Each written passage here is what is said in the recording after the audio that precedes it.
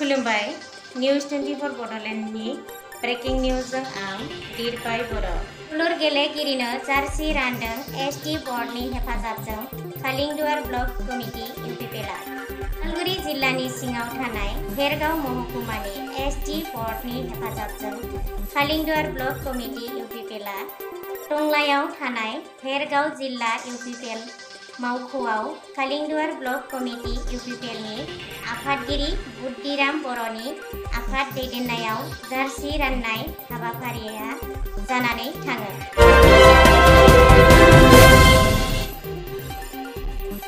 हाबाफारियाव बाहागो लाफैयो भेरगाव जिल्ला इउपिपिएलनि आफादगिरि निर्मल बर', बारग' आफादगिरि नन्दराम बर', भेरगाव महकुमा एसटि बर्डनि मारसेगिरि देरहासार बर' आरो गोबां दैदेनगिरि बिथांमोन। फै जों नायनि भेरगाव महकुमा एसटि बर्डनि मारसेगिरि देरहासार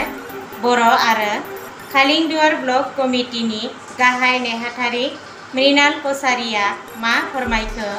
news desk report news 24 Bodoland. Block committee इउपिपिएलनि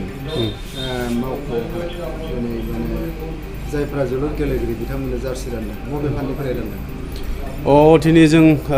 जोबोरैनो गोजोननाय मोन्दों जे जोंनि ओनसोलावहाय जोंनि भेरगाव साउथ इस्टनि सिङाव गोबां सेंग्रा लाइमोनफोरा फुटबल गेलेनायाव खोब गोसो गुदुं, नाथाय बिथांमोना थि रोखोमै गाननाय जोमनाय जिथु बेबस्था गैयिनि थाखाय बिथांमोना गेलेनायाव एसे उसु गुथुआव थानो गोनां जायोमोन बा बिथांमोना गेलेनायनिफ्राय बन्सित जानो गोनां जायोमोन। दा बेखायनो जोङो बिटिआर सरकारनिफ्राय जायफोर लाइमोनफोरा गोसो गुदुं खेला गेलेनायावहाय जों बिथांमोनखौ गोसोनि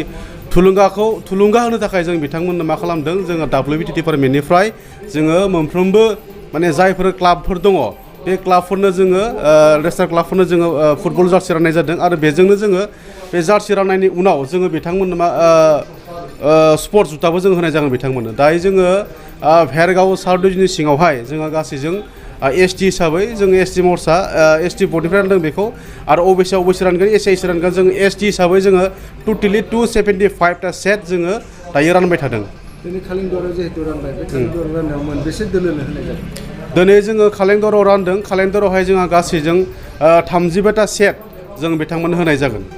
दा नैबे समाव नुनो मोन्दों माखासे समाव सेंग्राफोरा लाइमोनफोरा ओरैनो समखौ हगारो,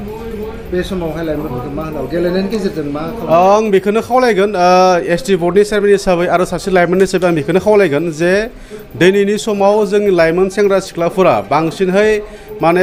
जौ लोंनाय बा गान्जा सोबनाय बा बायदिसिना बिथिङाव बिथांमोना लोब्बा जानायखौ जों नुनो मोन्दों। दा बेखायनो जोङो बिथांमोनखौ गेलेनायनि जोरै बा गेलेनायनि जाहैनो बिथांमोननि जाहाथे थांना थानायनि जिथु राहा लामा,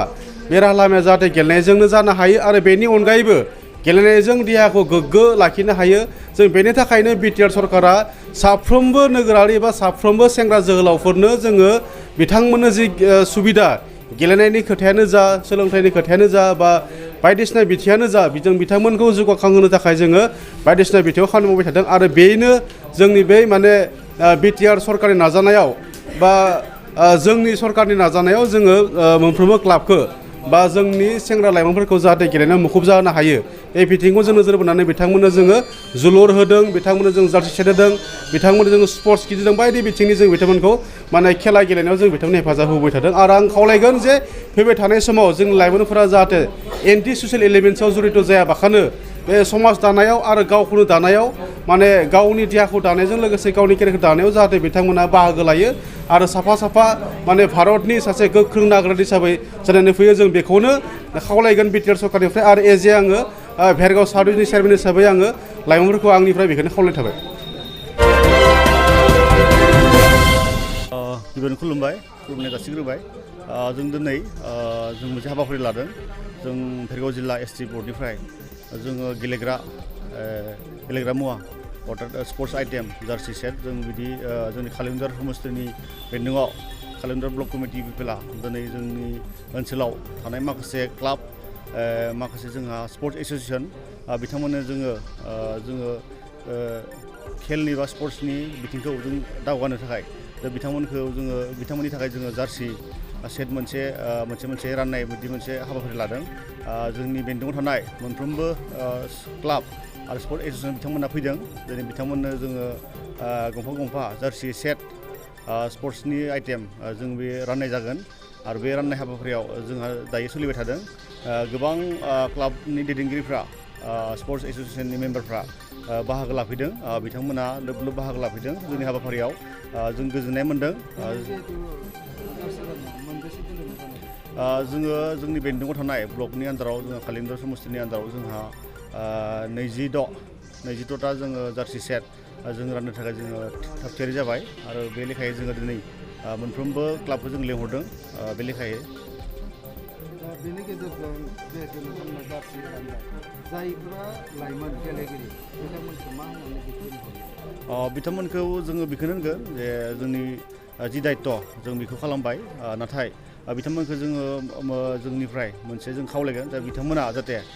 जिखिनि जोंनि सुबिदा होनाय बे लेखायै जोङो जार्सिखौ जों होनाय जाबाय दा बेखौ जाहाथे बिथांमोना मोजां भाबै जाहाथे बाहायो आरो बाहायनाय गेजेरजों बिथांमोना जाहाथे मोनफा क्लाबखौ जाहाथे जौगानाय बेलायावहा बा ओनसोलखौ बे जौगानाय बा गेलेग्रा माबाखौ जौगाहोनो थाखाय बिथांमोनखौ जोङो खावलायगोन गुरै खावलायगोन